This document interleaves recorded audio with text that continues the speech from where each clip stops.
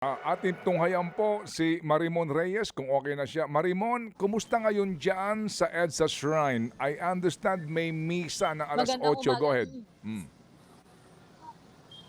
Oo, actually, yung mga makikilahok sa Trillion Peso March, umalis na sila dito sa EDSA Shrine. Pumunta na sila ngayon. Papunta na sila ng People Power Monument. Pero kani-kanina lang, bago sila magmarcha, nandito sa likuran ko, ito kasi yung EDSA Shrine mismo. Ayan siya. Kani-kanina lang nag-conduct dito ng prayer, pagdadasal ng rosaryo, ang EdSource. Ito yung EDSA Ortigas Schools. So kasama dyan ang Lasal Green Hills, ang Xavier, pati ang Poveda. Pagkatapos nung kanilang pagdarasal, nag-offer sila dito ng mga bulaklak. At pagkatapos nun, pupunta naman na sila ng Poveda para sa hiwalay naman na misa. Yung 3 peso march, dalawa kasi yung makikita natin na mangyayaring mga programa kasabay pa ng possibly ng mga smaller events for the day. Itong Trillion Peso March naman, ang sabi ni Tindig Pilipinas co-convener Kiko Aquino D, same message lang naman, yung essence ng power in numbers ang pinaka-pinaglalaban nila dito, yung call for accountability. Pero for the Trillion Peso March na gaganapin sa People Power Monument, ang pinaka-gusto talaga nila ipanawagan ay tungkol doon sa legislative issues na kinakaharap ng bansa. Kaya hinihimok nila yung pagsasapasa na raw ng anti-political dynasty law, yung pagbubuo ng Independent People's Commission, at bukas sila sa kahit na anong kulay daw, kahit na sinong may gustong lumahok, basta ito ang naaayon sa saligang batas. So no calls daw for coup d'etat. Wala raw iluluklok sa posisyon sa gobyerno nang hindi dumadaan sa eleksyon. Wala rin daw calls sa sandatahang lakas. Basta ang gusto talaga nila para sa araw na to, yung peaceful rally, yung essence daw ng People Power Revolution. Pero for the EDSA Shrine, ngayong araw, ang inaasahan natin, sunod-sunod yung misa around 9 o'clock, 12 noon. Mamayang alas 4 na ng hapon, ipaparada naman, merong Grand Marian processions sa paligid ng EDSA Ortigas. And then 6 o'clock p.m., lahat ng nandito sa EDSA Shrine, pati yung nandoon sa People Power Monument, gaganapin naman nila yung Grand Eucharistic Celebration mamayang alas 6 ng gabi. Balik sa inyo. Alright, sige. So, Mon, meron kasing event dyan yung mga progresibong grupo, no? Yung mga nanguna sa baha sa Luneta, if you recall, itong tama na grupo, ang sinasabi nga nila, mga alauna ng hapon, but noon time daw, meron ng convergence dyan.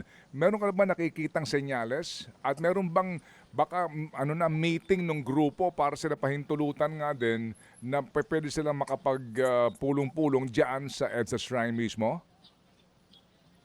So far sa ngayon kasi dito sa paligid ko, umalis na kasi yung ilan sa mga makikilahok sa Trillion Peso March. So ang natira dito, yung ilang mga mag-organisa naman para sa ilang mga aktibidad dito sa Aha. EDSA Shrine, pati ang mga kapulisan.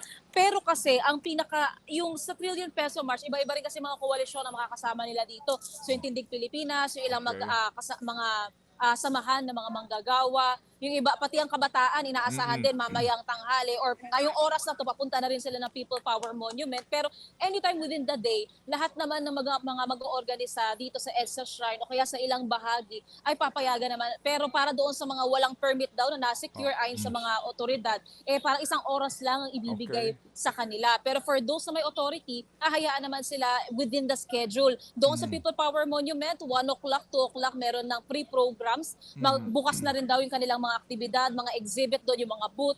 And then 5:30 to mga 6 o'clock p.m., yun na yung mga papunta na sila dito nga para naman sa Grand Eucharistic Celebration. And then sabi ni Kiko Aquino di 8 o'clock p.m. naman, meron pa siyang isang event sa kasama naman ng Caritas doon Aha. naman sa Eton para naman sa isa pang paggunita ng 40th anniversary ng People Power Revolution.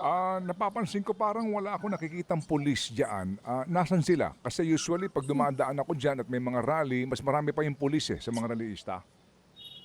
Oo, eto sila sa kahabaan ng EDSA Aha. Ortigas. Eto nakapaligid sila Ayun. nandoon sa intersection papuntang White Plains, papunta People Power Monument. Dito, Okay. kasi ang mga apektado ng mga road closures, ang EDSA Avenue, Katipunan Avenue, Ortigas Avenue, ang White Plains, lahat yan may mga road closure dahil nga sa paggunita Okay. ng 40th anniversary ng People Power Revolution. Pero Aha. doon sa White Plains sa Avenue, meron naman silang isinasagawang zipper lane simula Tuesday kahapon hanggang sa araw na ito. And so far, pagdating sa kapulisan, within EDSA, around 5,000 ang deployed na police. Pero in general, mula sa NCRPO, kasama na dyan ang Region 3, ang Region 4A, over more or less 14,000 policemen ang deployed para siguro na mananatiling mapayapa at maayos ang paggunita ng araw na ito. Alright. Bigyan ng bonus yan. Galing ng batang ito. Mahusay ito si Marimon Reyes. Marimon, salamat ha. Hayaan mo. Oo, hayaan mo. Merry Christmas. Oo, Marimon, Marimon. thank you ah. Sana Sige. lagi natin makasama si Marimon pag Thank you. umaga. Salamat, Marimon. Salamat.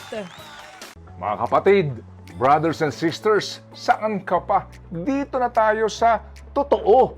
Dito na tayo sa True FM. Mga kapatid, mag-subscribe and follow po kayo sa social media accounts ng True Network PH. Yan po kami. Hanapin nyo lang True Network PH, Facebook, Instagram, YouTube, TikTok, and podcast.